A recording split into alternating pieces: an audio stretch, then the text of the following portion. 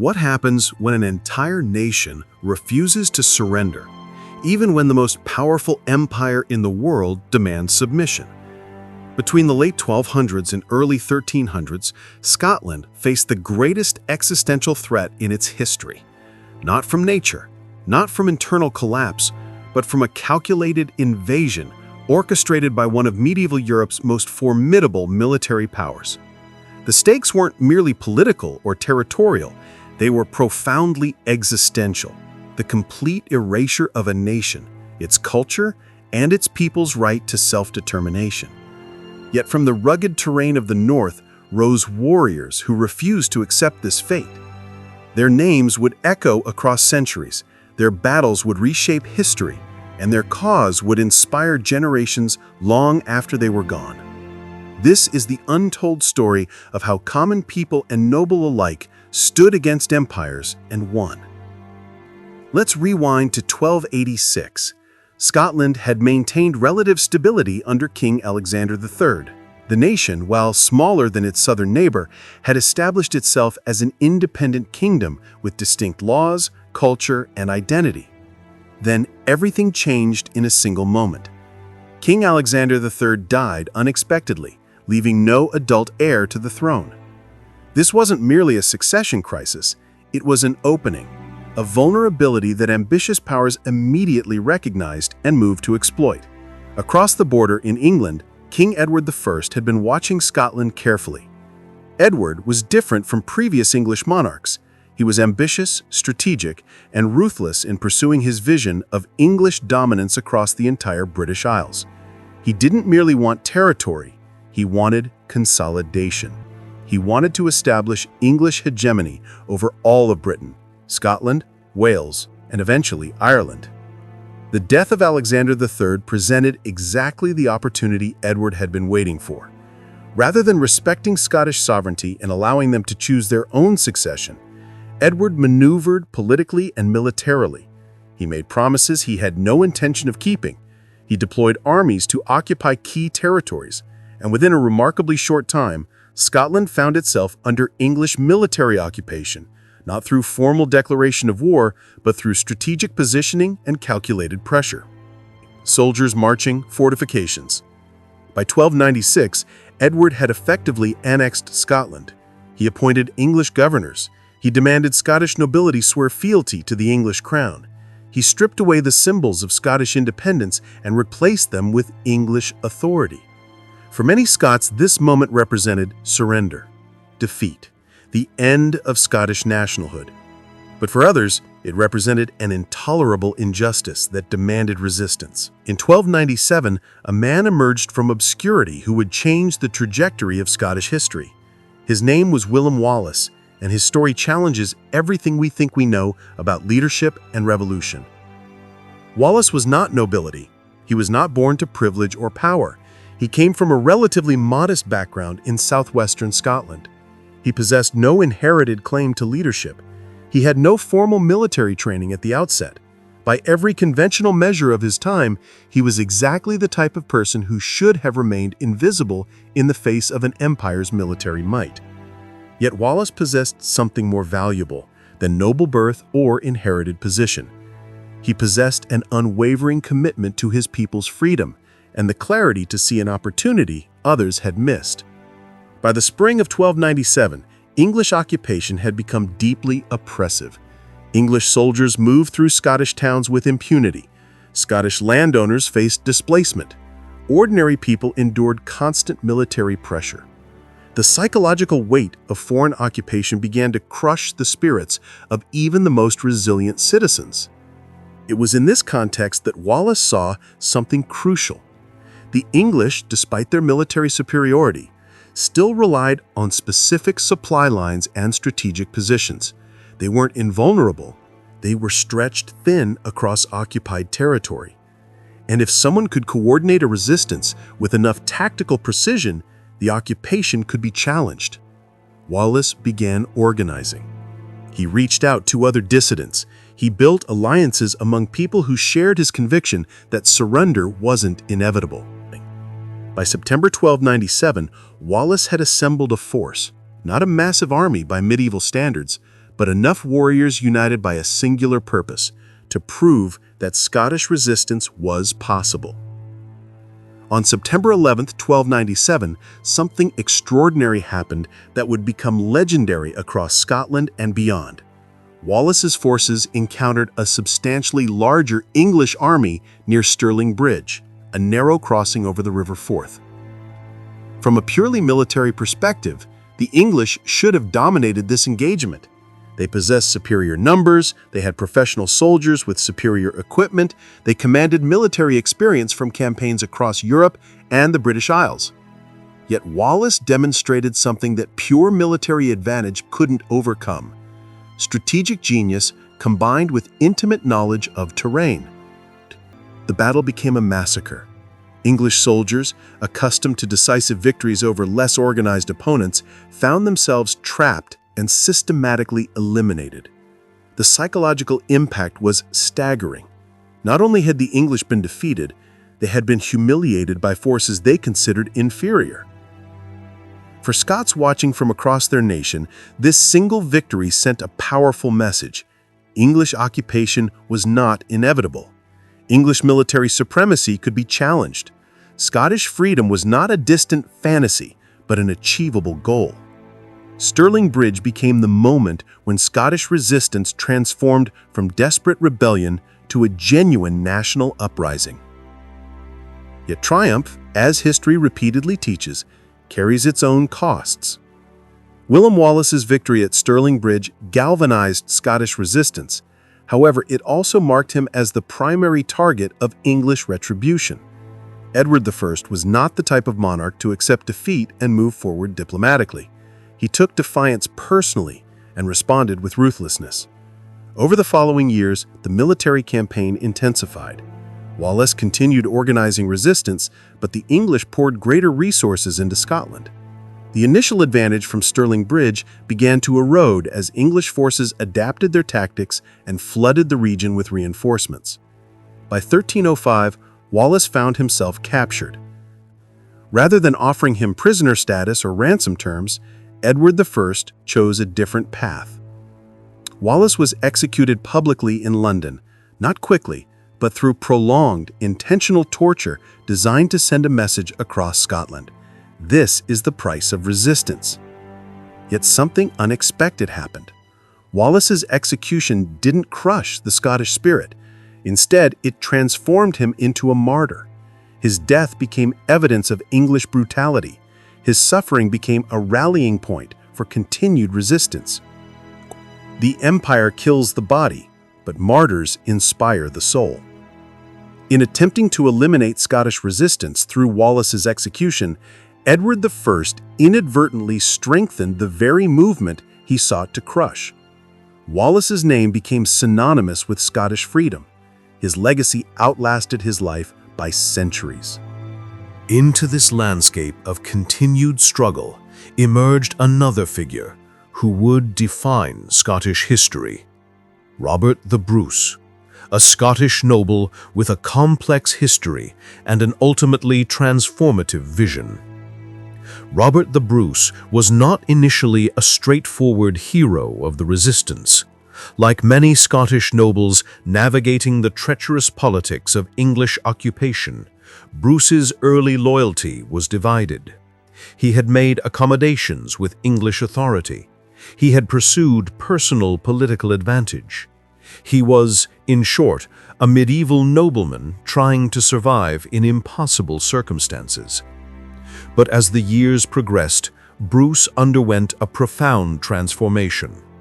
He came to understand that fragmented Scottish resistance, divided among competing nobles with conflicting interests, could never overcome organized English military power.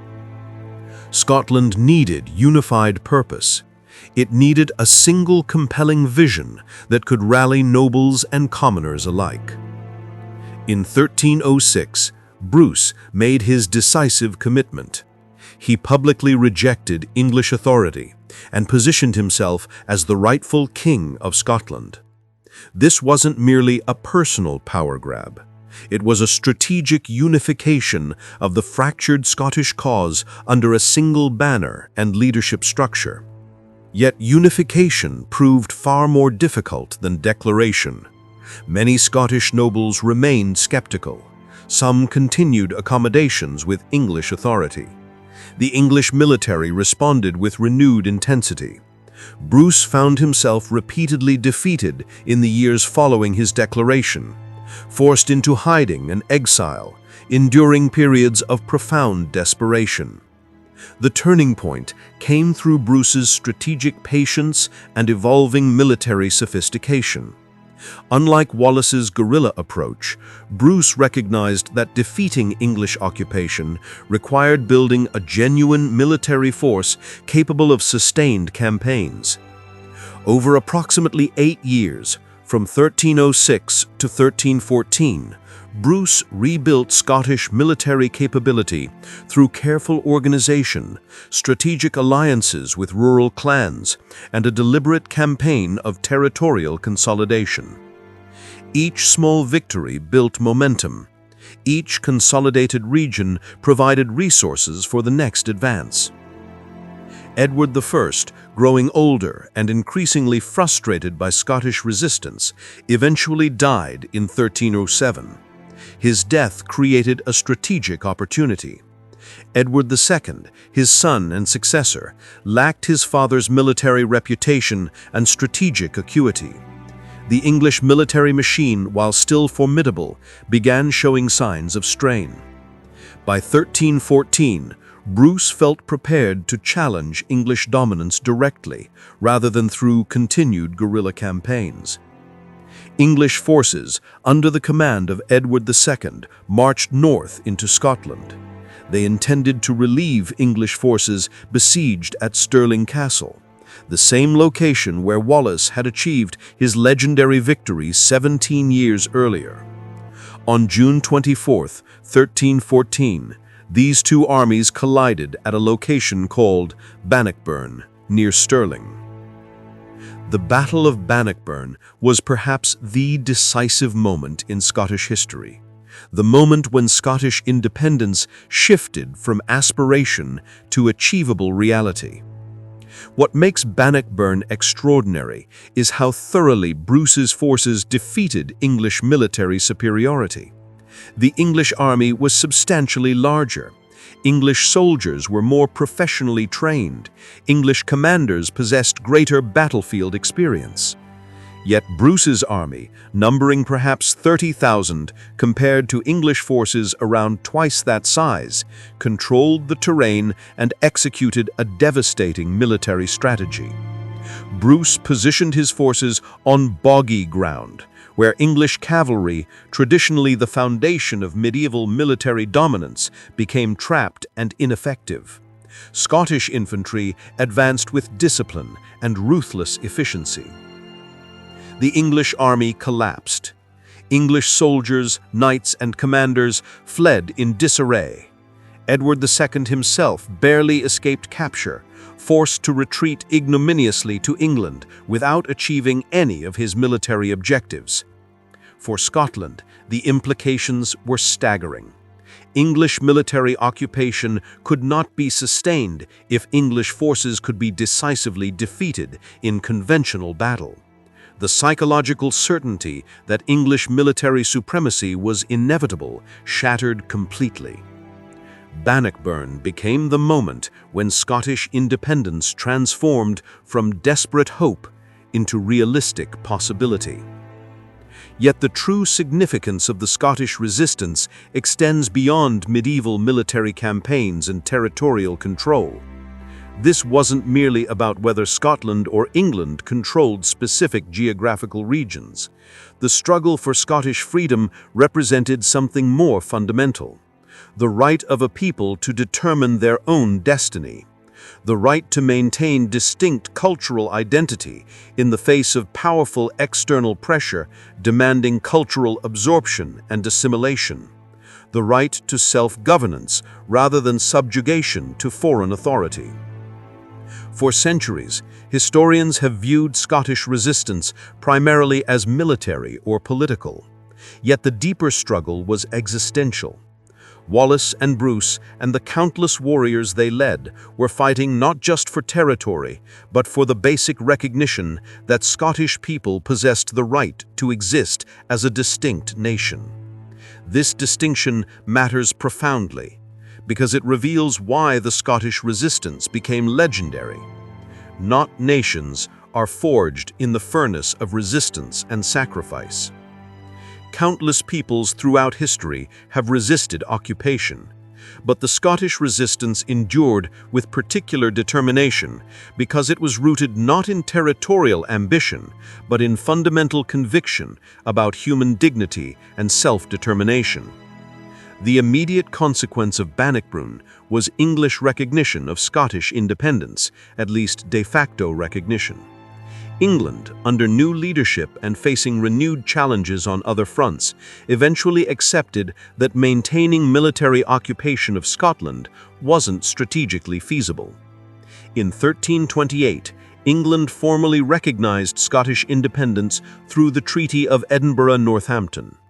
Scotland was no longer an occupied territory under English authority. It was a sovereign nation with the right to conduct its own foreign policy and maintain internal governance. Yet the victory meant far more than treaty language. It meant that a smaller, less wealthy nation had resisted the most powerful military force in medieval Britain and emerged independent. It meant that courage and strategic clarity could overcome apparent material disadvantage. It meant that the seemingly inevitable could be reversed through commitment and sacrifice. For centuries after Bannockburn, Scottish national identity was fundamentally shaped by this victory. The memory in these battles and the warriors they led became central to Scottish consciousness. They represented proof that Scotland could never be conquered, that Scottish freedom, once achieved and defended, would be perpetually defended. The story of Scottish resistance carries implications that extend beyond medieval history or Scottish particularity. What Wallace and Bruce demonstrated was a principle that would echo across subsequent centuries. Communities committed to self-determination could resist even vastly more powerful forces when they possessed clarity about their purpose and willingness to sacrifice. This principle has repeated itself across centuries. From the American colonies resisting British imperial authority to colonized peoples worldwide asserting independence, the Scottish precedent demonstrated that resistance to empire, while difficult and costly, was not impossible. The tactical lessons matter too. Wallace demonstrated that terrain knowledge and strategic positioning could overcome numerical superiority. Bruce demonstrated that sustained organization and patience could gradually erode even substantial military advantages. These weren't mysterious principles, but practical applications of strategic thinking that remain relevant today in business, politics, and personal challenge. Yet perhaps the most profound lesson is simpler. Communities that possess clarity about what they're fighting for, not simply against, but for, develop the resilience to endure extended struggle. Wallace and Bruce weren't fighting merely against English occupation. They were fighting for Scottish freedom. This distinction between opposition and purpose Determine the ultimate outcome. Resistance rooted in purpose endures, opposition rooted only in anger fades. The remarkable aspect of this story is not merely that Scotland achieved independence in 1328. Countless conflicts have ended with territorial or political changes that eventually reversed. What makes the Scottish victory unique is that it became culturally irreversible. Even when England and Scotland eventually unified under a single monarch in 1603, Scottish identity remained distinct and resilient. The memory of Wallace and Bruce ensured that Scottish people never fully internalized subjugation. They remembered they had once been conquered and had fought back successfully. That memory protected Scottish consciousness across subsequent centuries of political union. Today, nearly 700 years after Bannockburn, Wallace and Bruce remain central to Scottish national identity. Monuments celebrate their memory. Traditions commemorate their struggles. Children grow up knowing these stories. This longevity reveals something profound about how historical narratives shape collective identity. The Scottish resistance didn't merely change medieval geopolitics. It created a foundational story that Scots would tell themselves and their children across subsequent centuries, a story asserting that resistance to subjugation was possible, and that freedom, once achieved and defended, became part of cultural inheritance. The story of Scottish resistance, from Wallace's unexpected defiance to Bruce's eventual triumph, represents far more than medieval military history. It represents a fundamental assertion about human dignity, collective identity, and the possibility of resistance against overwhelming power.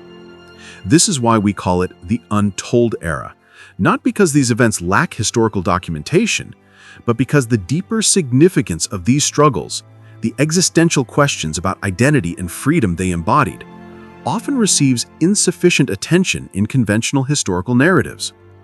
These weren't merely wars about territory or dynastic succession. They were wars about whether a people had the right to exist as distinct from neighboring powers. They were wars about whether resistance was possible. They were wars about whether courage and unity could overcome material disadvantage. And the answer, forged in the flames of battle across a quarter-century of struggle, was definitively yes. If you found this exploration of Scottish resistance compelling, hit like to the Untold Era for deeper investigations into history's most transformative moments and the lesser-known stories that shaped our world. Leave a comment below. Which aspect of Scottish resistance resonates most powerfully with you?